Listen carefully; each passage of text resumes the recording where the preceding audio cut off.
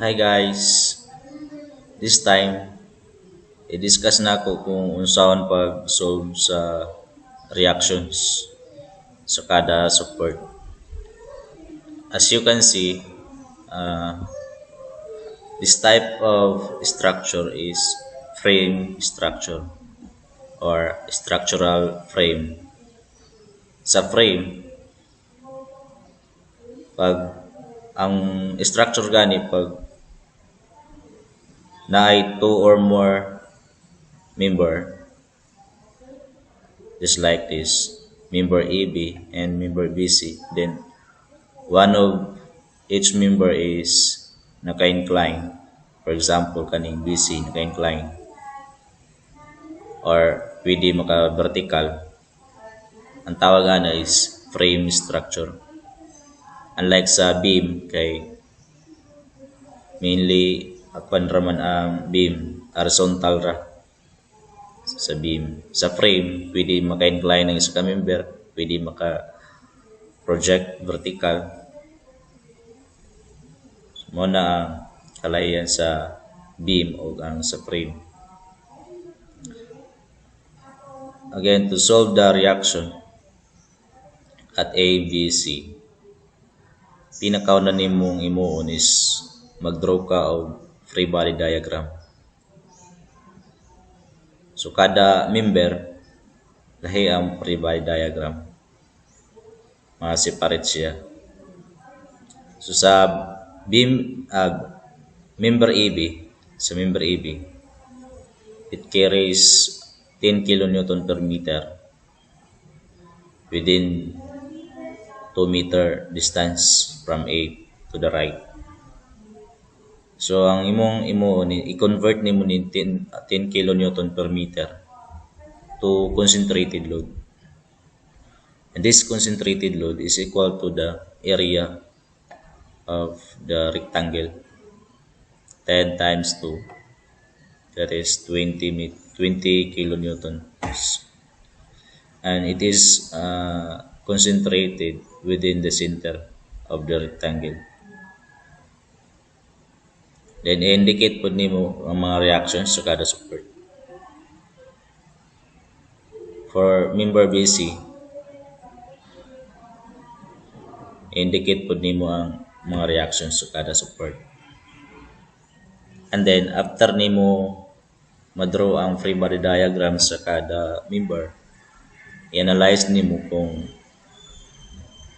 sufficient ba ang equation of equilibrium to solve these unknown forces. In this figure or in this structure, we have 6 unknown forces. Duha sa A, duha sa B, and duha sa C. Then we have 2 members, member AB and member BC. So pag i-verify nimo, just use the formula R equals to 3N. Ang R, number of reactions, which is 6.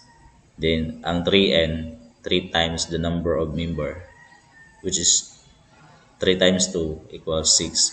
So now, ang kaning structure is determinate because R equals 3N,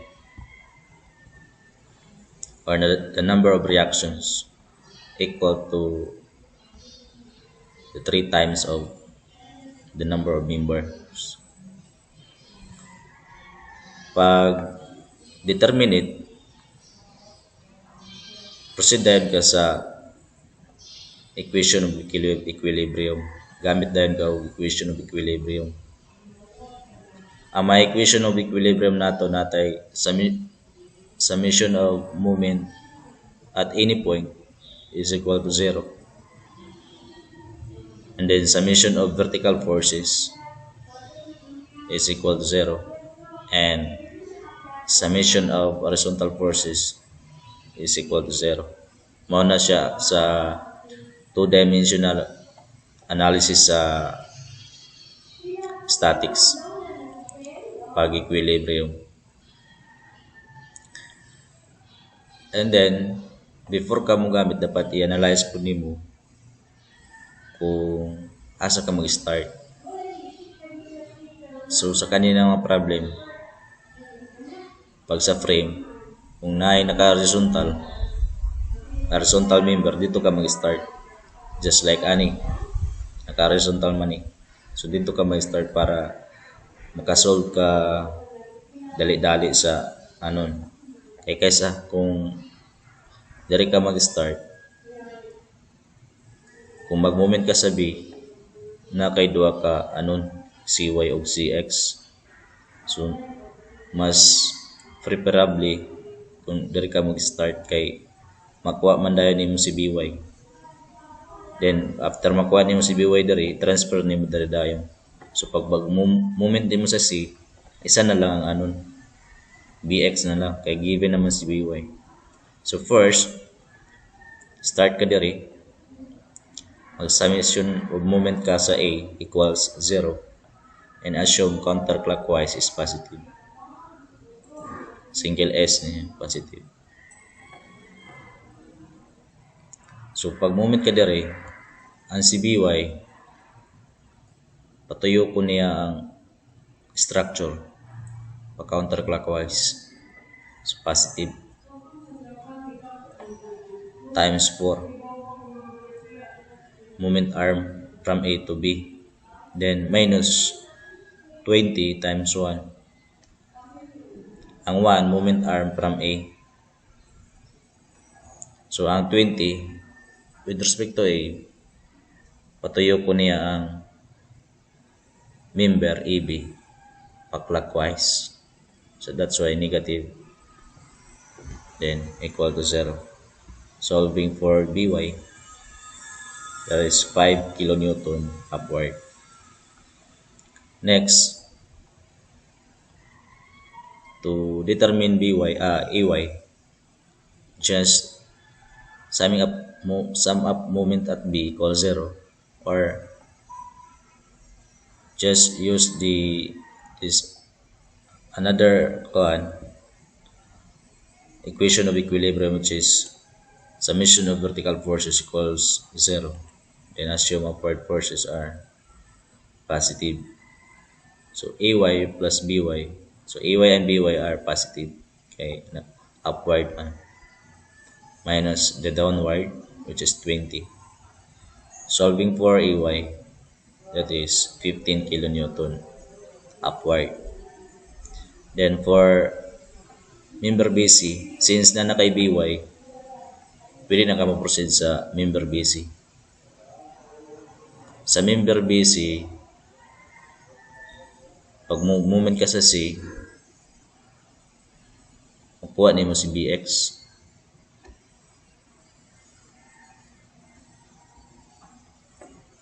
Moment at C equals 0, assume counterclockwise is positive. BX times X sin 60. So wala may length sa beam BC. So let X at nimo. So let X member BC. Then ang perpendicular nga distance is kani X sin 60. So again, dapat ang force o ang moment arm dapat perpendicular. Pag i-project nimo ni force diri, ang perpendicular distance niya mo ni dara pa na. So X sin 60. Mao ni siya. Then plus another counterclockwise. So both BX and BY are counterclockwise. Kung diri ka sa C, patuyo ko ni BX o si BY ang member pa counterclockwise with respect to C. So ang moment arm sa BY, so ang perpendicular distance sa BY, kung i-project nimo then ang perpendicular distance kani dari, then that is X cosine 60. Ano siya ang moment arm, and equals 0. substitute By, which is 5 kilonewton. Then ang x makancel na siya, kay i-divide nimo both sides. Ang kada term i-divide nimo both by x, so makancel ra.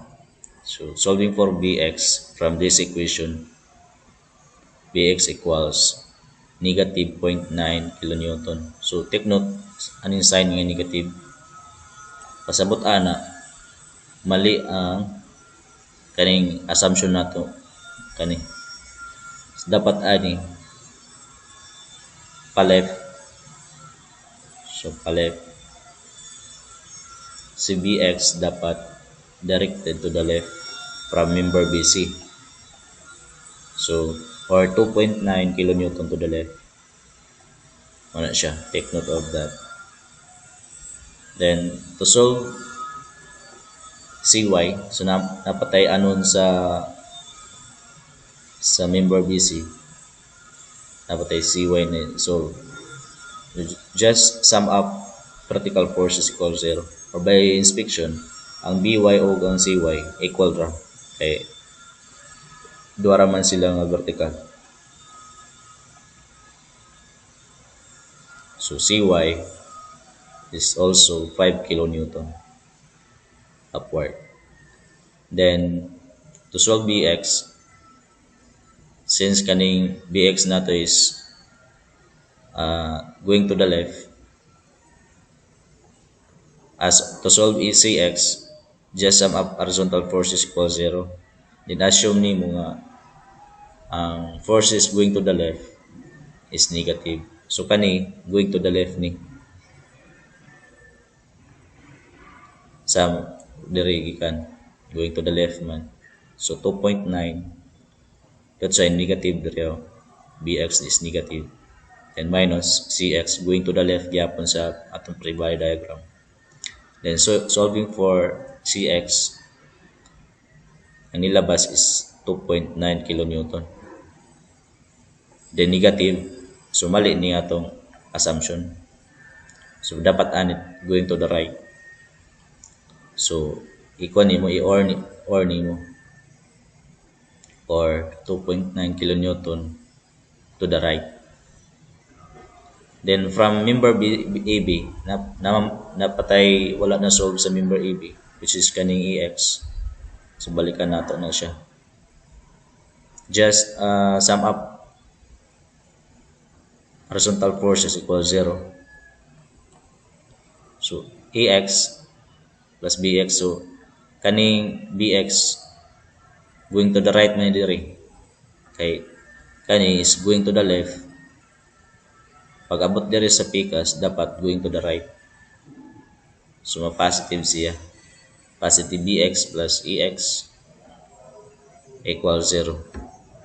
So AX from this equation is 2.9 kilonewton, or 2.9 kilonewton to the left ni. That's all. Thank you for watching this video.